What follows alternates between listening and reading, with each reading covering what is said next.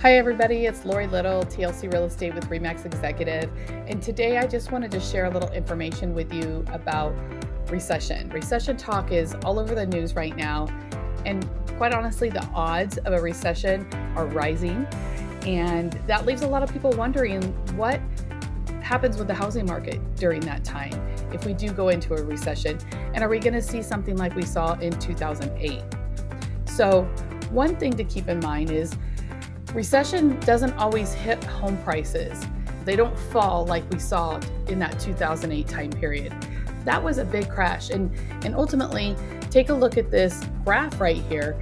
You'll see that the recession prices typically haven't fallen.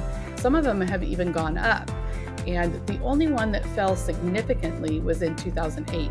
So you'll see in 1991, there was a little bit of a drop.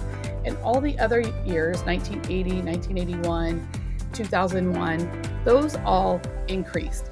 So keep that in mind. Mortgage rates. Are mortgage rates going to decline or are they going to go up? Well, in a recession, we usually see that they decline. So take a look at this graph regarding the recession and how that's affected mortgage rates in the past.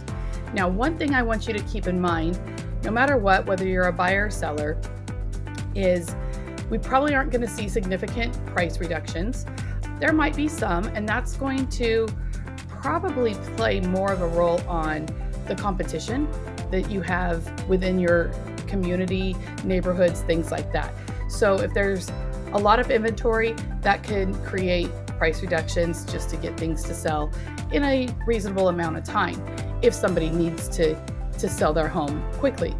However, what we need to also remember is that we have had very, very little inventory over the last few years. And with that limited inventory, there's a lot of people that are hoping to get back into the market. And we hear a lot of times them say, well, I'm going to wait for the interest rates to come down. Well, when the interest rates come down, we're going to probably see a very significant uptick in the number of buyers that are out in the market. And what happens then? What happens is exactly what we saw happen in 2020. And that was that the interest rates went really far down and everybody was buying. And they were paying over what it was listed for by a lot. Like some of them were $50,000, $100,000 over what the list price was. They were paying over the appraised value. So that is someplace that we can get when we see the interest rates drop down. So if you're looking to get into the market as a buyer, now's a good time to consider it. Our interest rates have come down just a bit, and it can allow you to get in before we see a significant increase in prices. And if they do drop, you have the opportunity to refinance. So if you have any questions, whether you're a buyer or seller, please reach out. I'd love to talk to you about it. We don't have a crystal ball, but looking at history, these are the facts that we do know. So thank you for listening, and I hope you all have a great April.